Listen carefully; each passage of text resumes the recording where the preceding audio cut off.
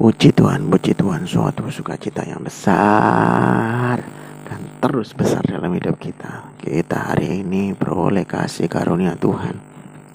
Kita hari ini beroleh kemurahan Tuhan, demi kemurahan Tuhan. Ayo kita tundukkan kepala, kita berdoa. Bapa, mengucapkan terima kasih Tuhan. Pagi yang indah, pagi yang luar biasa. Hari ini hari yang luar biasa yang Tuhan ciptakan dalam hidup kami Tuhan. Bila Tuhan terus tenun di dalam hidup kami suatu karya yang mulia, karya yang agung dalam hidup kami. Kami percaya kami terus dipulihkan, bukan hanya pulih secara 90%, tetapi kami akan dipulihkan Tuhan 100%. Dan kami akan terus bertobat, mengalami pertobatan Tuhan. Terima kasih Tuhan, di dalam nama Tuhan Yesus, haleluya, amin. Kita buka di dalam 2 Tawarik pasal 13. Ini renungan harian Kristen hari ini. 2 Tawarik 13 ayat yang ke-20. 2 Tawarik 13 ayat yang ke-20. Sudah dapat 2 Tawarik 13 ayat yang ke-20. Tak pernah lagi Yerobeam mendapat kekuatan di zaman Abia. Tuhan memukul dia sehingga ia mati.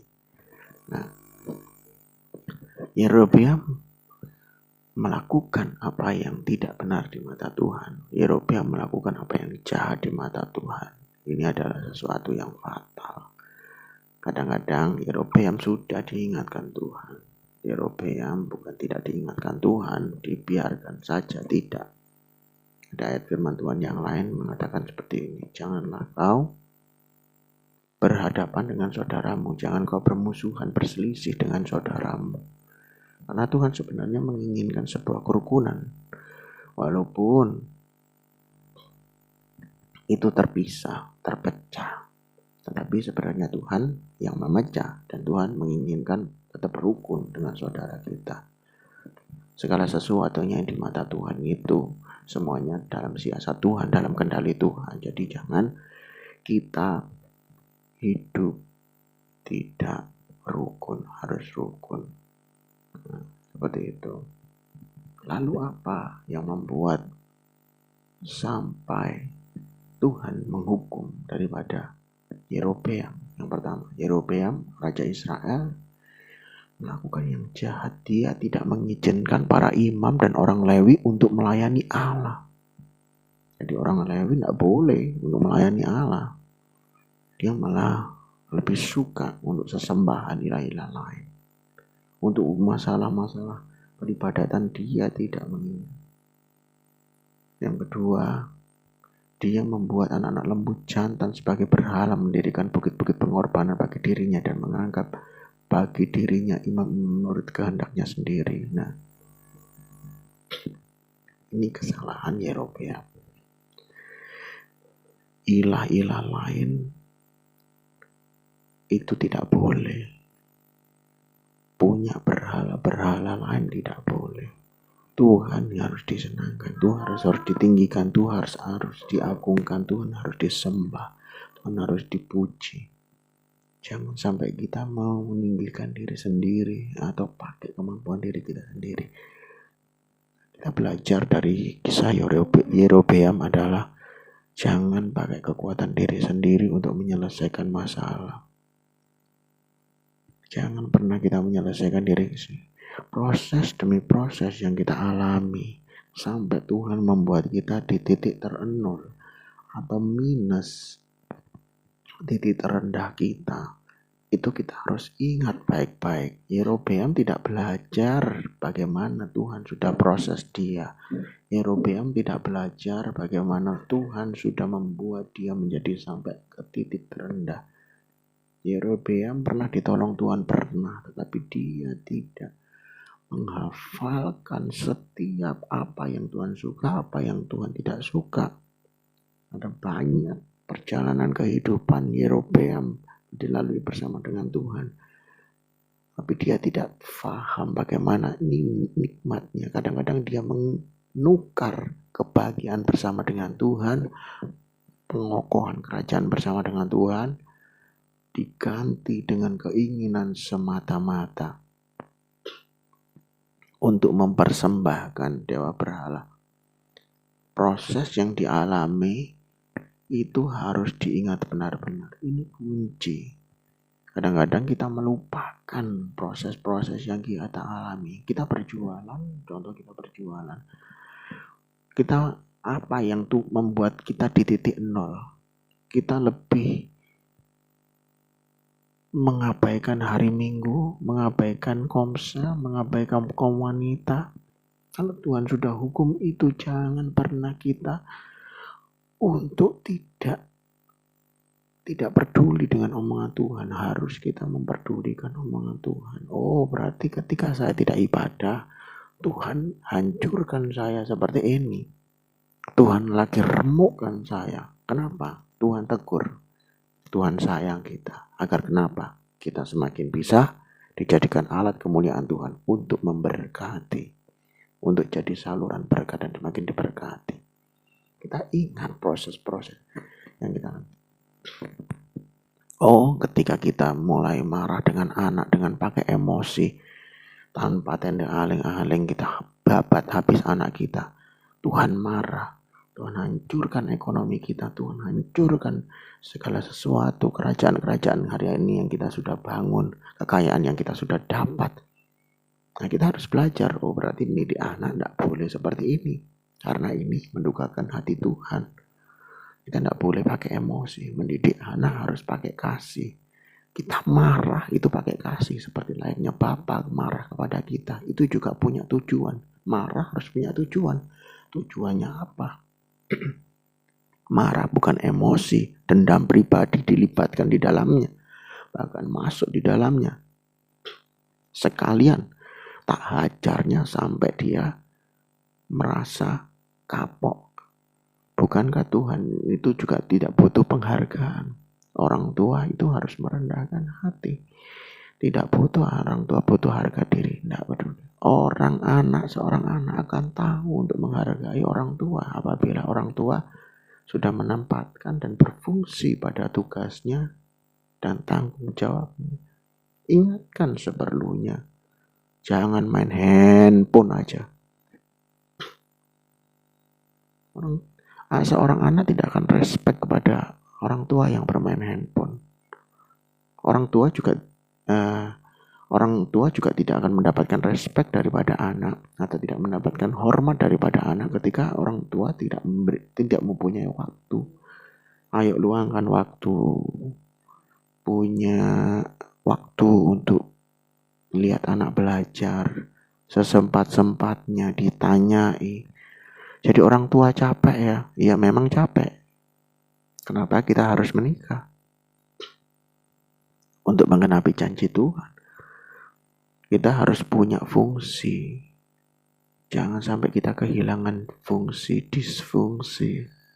Kita harus punya fungsi, menjadi yang terbaik. Lalu kesalahan apa yang kita buat? Sering berbohong mungkin. Tuhan tegur kita dengan keras. Jangan berbohong lagi. Ditanyai.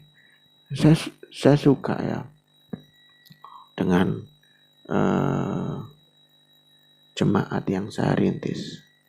Kadang-kadang beliau ada yang bilang seperti ini.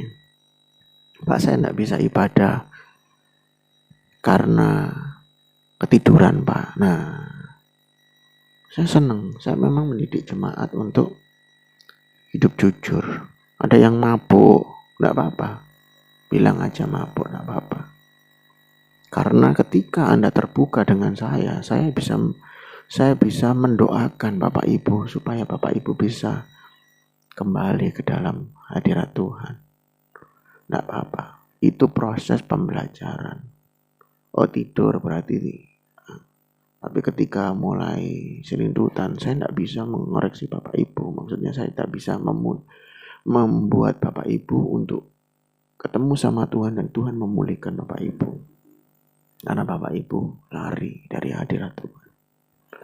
Tapi yang jujur, saya senang. Tuhan pasti akan pulihkan karena Bapak Ibu terbuka kepada.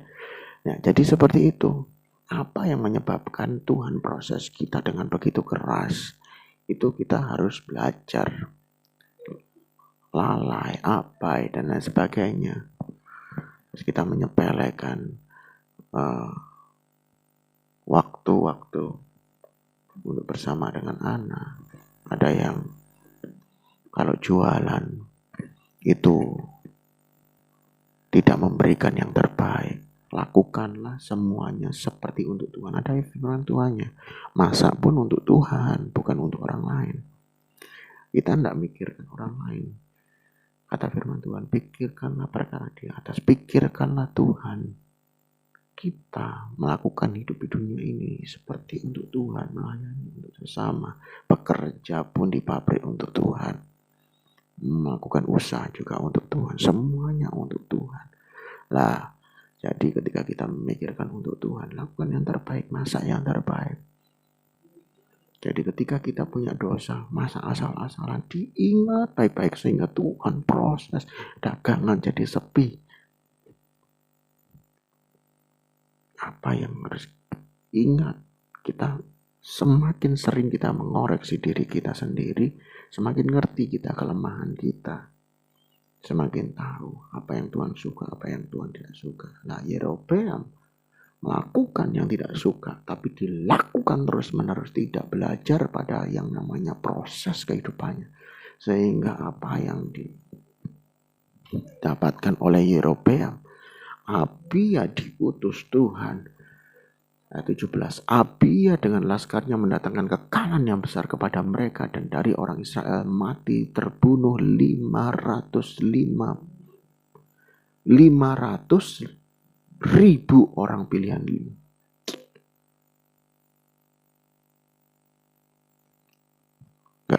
Enggak sedikit loh itu, 5.000 orang mati, orang pilihan.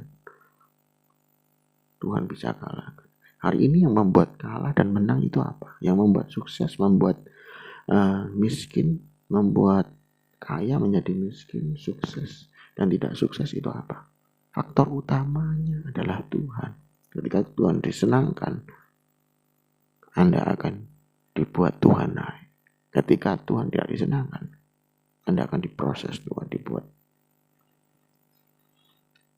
Jadi terus ingat apa yang Tuhan proses dalam hidup kita. Kita belajar ingat tentang setiap kesalahan-kesalahan kita.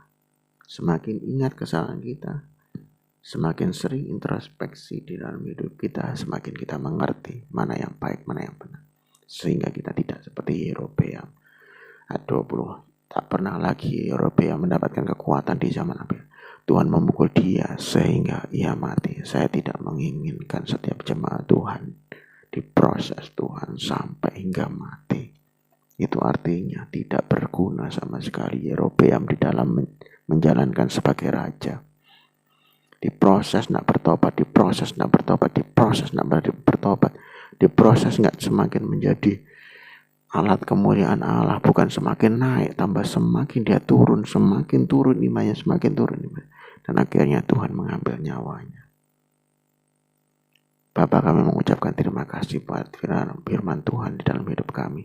Kami percaya Tuhan, hari ini kami belajar mengenai kisah Yerobeam yang tidak belajar dari proses. Sehingga Yerobeam tidak hafal apa yang Tuhan sukai, tidak hafal apa yang Tuhan tidak sukai, sehingga Yerobeam mendapatkan keterpurukan demi keterpurukan, kerajaannya semakin kalah, masukannya banyak yang mati, ekonominya semakin terpuruk, dan yang paling terakhir bukan hanya kekalahan dalam perang, tapi Yerobeam mendapatkan kesehatan semakin menurun dan Tuhan ambil nyawanya. Sampai suatu waktu kami tidak ingin seperti Yerobeam. Tuhan, biarlah hidup kami terus mendapatkan pemulihan datangnya daripada Tuhan. Kami akan bergerak sebaliknya daripada Yerobeam. Kalau Yerobeam menuju ke bawah, pada kehancuran, kami semakin ngerti apa yang Tuhan mau. Semakin kami akan naik dan tidak pernah turun. Sakit kami juga akan semakin sembuh dan akan terus sembuh.